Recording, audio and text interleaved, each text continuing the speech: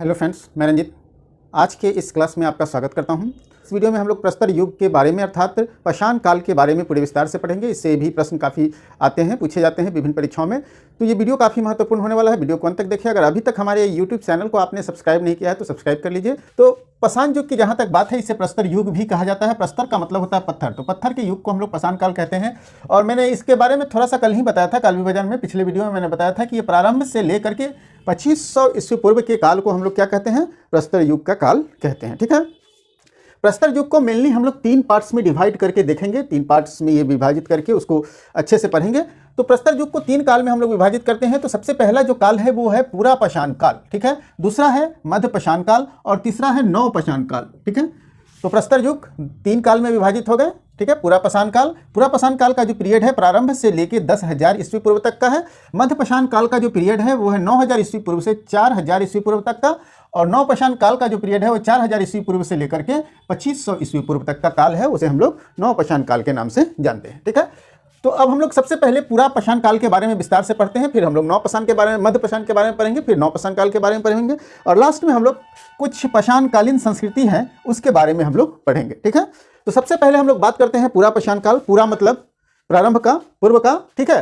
तो पूरा पाषाण काल को भी हम लोग 3 पार्ट्स में डिवाइड करते हैं। सबसे पहला काल है उसको हम लोग कहते हैं निम्न पूरा पाषाण काल, और इसका पीरियड जो होता है वो 5 लाख ईस्वी पूर्व से लेकर के 50,000 ईस्वी पूर्व तक के पीरियड को हम लोग निम्न पूरा पाषाण काल के नाम से जानते हैं। निम्न पूरा पाषाण काल की क्या विशेषताएं थी?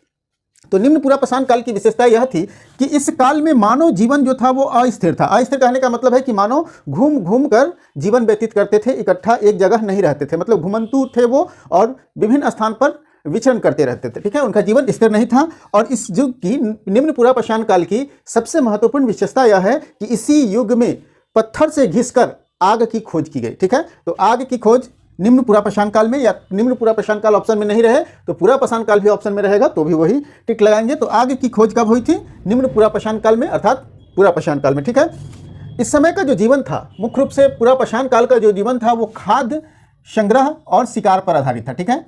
पूरा पाषाण काल शिकारी जीवन और खाद्य संग्रह, मतलब भोजन के तलाश में विभिन्न स्थान पर घूम घूम कर संग्रह करना था, ठीक है। तो उसी तरह क्या था कि ये शिकारी जीवन थे और भोजन का जो मुख्य आधार था वो शिकार था। लोग पशु को, जानवरों को का शिकार करके अपना भोजन करते थे। कंदमूल वगैरह, पेड़ पौधे के कंदमूल खा करके अपना भोजन करते थे, ठीक है। इसमें जो जानवरों को मारने के लिए विभिन्न प्रकार के हथियार की जरूरत होगी, तो उस समय जो हथियार यूज किया जाता था वो पत्थर के कुल्हाड़ी, हस्त कुठार, हाथ से चलाकर मारने वाला एक कुठार होता था, विदारनी मतलब जिससे चीरा जाता था, और खंडक था। तो मुख्य रूप से यही औजार थे और ये सभी औजार पत्थर के बने थे, इसीलिए इस काल को हम लोग पाषाण काल के नाम से जानते हैं, ठीक है। और इस काल के जो भी स्थल हैं जहाँ से ये अवशेष प्राप्त हुए हैं वो है भीमबेटका मध्य प्रदेश में है, थार राजस्थान में है, बेलन घाटी उत्तर प्रदेश में है, और सोहन नदी घाटी ये पाकिस्तान के पंजाब एरिया में है, ठीक है। तो ये मुख्य रूप से निम्न पूरा पाषाण काल की विशेषताएं थी जो आपने देखा। अब हम लोग मध्य पूरा पाषाण काल के बारे में समझते हैं। तो मध्य पूरा पाषाण काल का जो पीरियड है वो 5,000 ईस्वी पूर्व से 40,000 ईस्वी पूर्व के बीच माना जाता है, ठीक है। इस काल का जो मुख्य रूप से क्या है कि मध्य पूरा पाषाण काल को हम लोग फलक संस्कृति के नाम से जानते हैं। फलक क्या होता था कि एक तरह के पत्थर का औजार था। फलक जो था एक तरह के पत्थर का औजार था और वो नुकीला होता था। तो चूंकि इस समय काफ़ी नुकीले हथियार का प्रयोग किया जाने लगा, इसीलिए इसको फलक संस्कृति के नाम से भी जानते हैं। इसी समय में आग का जो है वो व्यापक स्तर पर प्रयोग होने लगा। व्यापक स्तर पर कहने का मतलब है कि अब जो पहले लोग जानवरों को मारकर कच्चे खा जाते थे, अब क्या है कि जानवरों को मारने के बाद उसे पका कर खाने की व्यवस्था हो गई, ठीक है। मतलब आग का व्यापक स्तर पर उपयोग होने लगा, ठीक है। नेक्स्ट है कि बटिकास्म उद्योग का विकास हुआ, अर्थात बटिकास्म उद्योग का मतलब हो गया कि गोलाकार जो पत्थर होता था, ठीक है। बटिकास्म आप अच्छे से समझ लीजिए, जैसे कोई भी पत्थर का एक टुकड़ा है उसको काट काट कर अगर हम लोग हथियार बनाते हैं तो उस तरह के हथियार बनाने की प्रक्रिया को बटिकास्म कहा जाता है, ठीक है। तो इस समय क्या है कि बटिकास्म उद्योग का विकास हो गया था। पत्थरों को काटकर लोग औजार बनाने लगे थे, ठीक है। पत्थरों को काटकर औजार का निर्माण किया जा रहा था। इस समय का जो औजार था वो फलक था, क्योंकि फलक संस्कृति है तो फलक औजार होगा। वेदनी मतलब जिससे वेधा जाता था, छेदनी, खुरेचनी, इस तरह के जो हथियार मिले हैं वो मिर्जापुर उत्तर प्रदेश, नेवास महाराष्ट्र और उड़ीसा से मिले हैं। अब हम लोग मध्य पूरा पाषाण काल देख लिए हैं, अब उच्च पूरा पाषाण काल देखते हैं। मतलब पाषाण काल का ये तीसरा पीरियड है। तो उच्च पूरा पाषाण काल का जो पीरियड है वो 40,000 ईस्वी पूर्व से 1,000 ईस्वी पूर्व के बीच माना जाता है, ठीक है। और इस समय में चकमक उद्योग का व्यवस्था हो गया था। मतलब चकमक उद्योग कहने का मतलब हुआ कि अब जो है हथियार जो बनते थे वो छोटे छोटे बनने लगे, ठीक है। और छोटे छोटे के साथ साथ चकमक उद्योग का मतलब हो गया कि अब हथियार जो थे वो चमकीले बनने लगे, उस पर पॉलिश होने लगी थी, ठीक है। तो चकमक उद्योग यहाँ पे विकसित हो गया था। आधुनिक मानव का उदय भी इसी काल में माना जाता है। उच्च पुरापाषाण काल में ही आधुनिक मानव का उदय माना जाता है। उच्च पुरापाषाण काल में 40,000 ईस्वी पूर्व के आसपास में आधुनिक मानव का उदय हुआ था, ठीक है। कब हुआ था? 40,000 ईस्वी पूर्व में आधुनिक मानव का उदय हुआ था और ये उच्च पुरापाषाण काल का समय था। सबसे पुरानी चित्रकारी का प्रमाण भी उच्च पुरापाषाण काल से ही मिलते हैं और ये मिलता है भीमबेटका। कहाँ है ये? मध्य प्रदेश में है। भीमबेटका कहाँ है? मध्य प्रदेश में है। और यहाँ से ही सबसे पुरानी चित्रकारी का प्रमाण मिलता है। यह कई बार एग्जाम में पूछा गया है, ठीक है। तो सबसे पुरानी चित्रकारी भीमबेटका से मिल गए। इस समय जो औजार जो प्रयोग किए जाते थे वो थे फलक, ठीक है। तक्षणी मतलब ब्लेड। चकमक का मतलब हो गया कि काफ़ी पतला पतला जो हथियार बनते थे वो, तो ब्लेड्स हो गए, सल्क हो गए। और इस तरह के जो हथियार मिले हैं वो बीजापुर, मझगांव महाराष्ट्र में है और बेलन घाटी यूपी में, यहाँ से ये हथियार मिले हैं। तो अब हमें मेरे ख्याल से अब पुरापाषाण काल को समझने में आपको कोई कठिनाई नहीं होगी, ठीक है। अगर किसी तरह का कठिनाई है तो आप हमें कमेंट करके पूछ सकते हैं। चलिए अब हम लोग जानते हैं मध्यपाषाण काल के बारे में। मध्यपाषाण काल का जो पीरियड है वो 9,000 ईस्वी पूर्व से लेकर के 4,000 ईस्वी के बीच का जो पीरियड है वो हम लोग मध्यपाषाण काल के पीरियड को जानते हैं, ठीक है। अब क्या था कि यहाँ हमने देखा कि शिकार करना और खाद्य संग्रह करना इनका मुख्य उद्देश्य था, ठीक है। लेकिन अब क्या है कि इनका जो मुख्य कार्य था वो शिकार नहीं, अब जो है वो पशुपालन, ठीक है।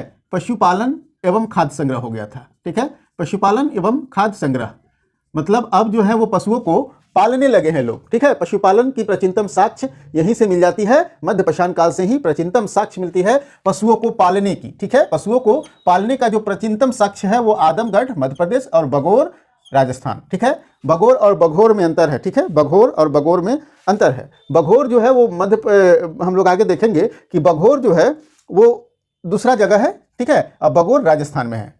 तो आप अच्छी तरह समझ गए कि पशुपालन का प्राचीनतम साक्ष्य कहाँ से मिलता है? मध्यपाषाण काल से मिलता है, क्योंकि अब ये जीवन पशुपालन एवं खाद्य संग्रह हो गया था, ठीक है। सूक्ष्म पाषाण फलक उद्योग का विकास हुआ, मतलब अब जो है पत्थर के छोटे छोटे हथियार बनने लगे। सूक्ष्म मतलब काफ़ी छोटे छोटे हथियार बनने लगे, तीखे हथियार बनने लगे, मतलब जिस धारदार हथियार जिसको कहते हैं वो बनने लगे थे, ठीक है।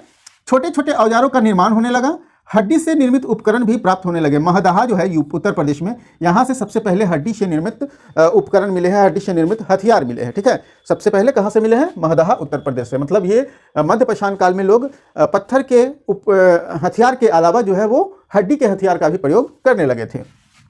अब यहाँ देखेंगे कि आदमगढ़, भीमबेटका, होशंगाबाद, बघोर मध्य प्रदेश में है। कहाँ है? मध्य प्रदेश में है। आदमगढ़, बघोर, यहाँ देखिए हम बघोर है याद रखेंगे। और ये बघोर राजस्थान में है, बघोर मध्य प्रदेश में है।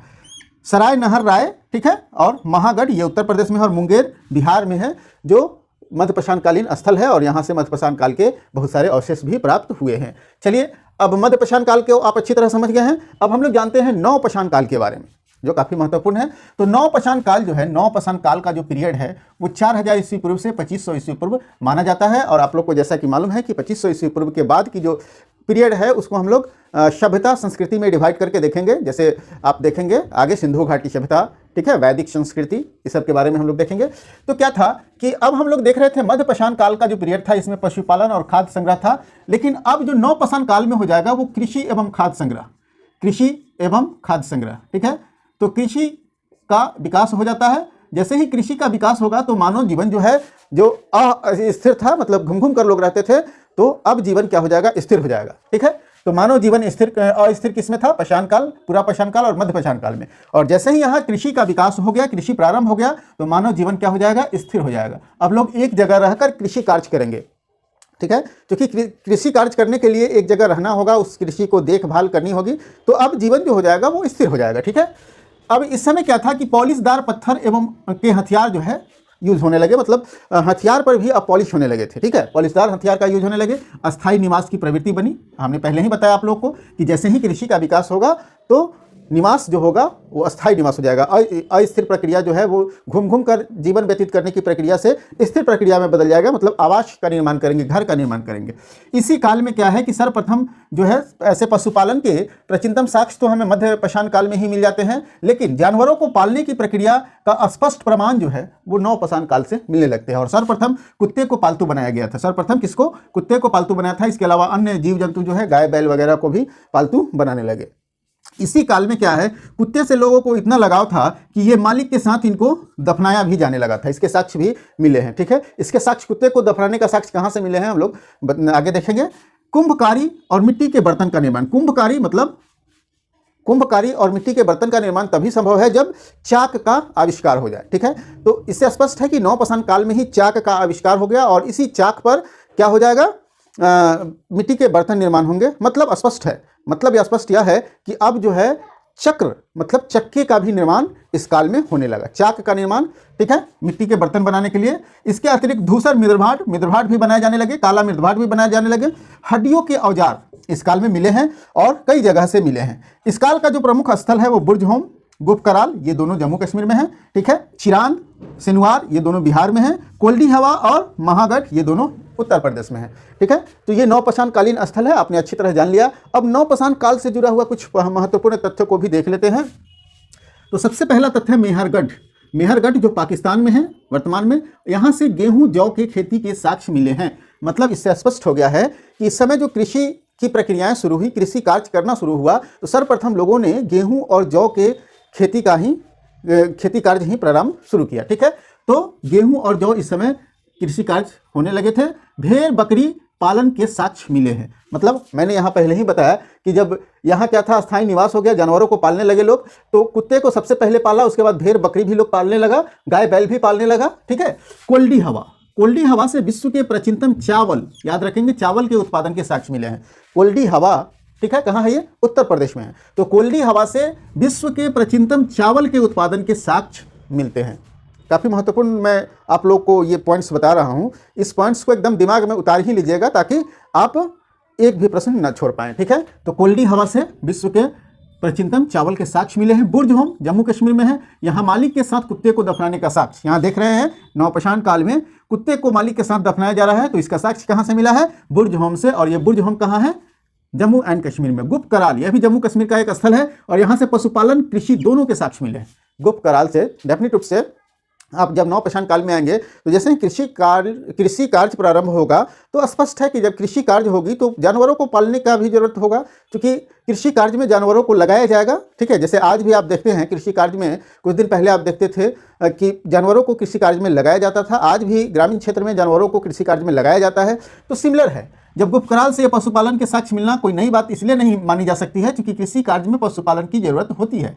अब देखिए चिरांद, बिहार का एक सारण में है ये चिरांद, यहाँ से हड्डियों के औजार मिले हैं, खासकर हिरन के जो सिंग होते हैं उसके औजार मिले हैं। कहाँ से? चिरांद, ये बिहार में है। ठीक है, बिहार के सारण डिस्ट्रिक्ट में पड़ता है। पिकलीहल, ये कर्नाटक का एक स्थल है, पिकलीहल कर्नाटक का स्थल है और ये नवपाषाण कालीन स्थल ही है। यहाँ के निवासी पशुपालक तो थे ही और यहाँ राख के ढेर, ठीक है, और निवास स्थान दोनों मिले हैं। मतलब अस्थायी निवास स्थान भी पिकलीहल से मिले हैं और राख के ढेर भी मिले हैं। राख के ढेर इसलिए मिले हैं कि संभवतः राख से लोग खाना पकाकर खाने की प्रक्रियाएं शुरू कर दिए थे। ठीक है, तो इससे ये स्पष्ट हो गया। तो ये सभी नवपाषाण कालीन महत्वपूर्ण पॉइंट्स थे। पाषाण काल में एक और महत्वपूर्ण पॉइंट्स आ जाता है और वो आ जाता है ताम्रपाषाण कालीन संस्कृति। ठीक है, संस्कृति इसीलिए कहा जाता है, संस्कृति का मतलब ही होता है कि एक काल से दूसरे काल में क्या है कि उसका आदान प्रदान हो रहा है। जैसे यहाँ देखेंगे आप कि पाषाण कालीन संस्कृति जो है, यहाँ अब ताम्रपाषाणिक संस्कृति में देखेंगे कि बहुत सारे ऐसे संस्कृति हैं जहाँ पाषाण कालीन चीज़ों के साथ साथ कुछ नया भी हो रहा है। ठीक है, तो ताम्रपाषाणिक संस्कृति जो है इसमें सबसे पहले तांबे की खोज हो गई इसी समय और तांबे का लोग प्रयोग करने लगा, तो इसीलिए इसे ताम्रपाषाणिक संस्कृति के नाम से जाना गया। सर्वप्रथम लोगों ने तांबे धातु का ही प्रयोग प्रारंभ किया, इसीलिए आप लोग देखते होंगे कि तांबे को पवित्र धातु माना जाता है।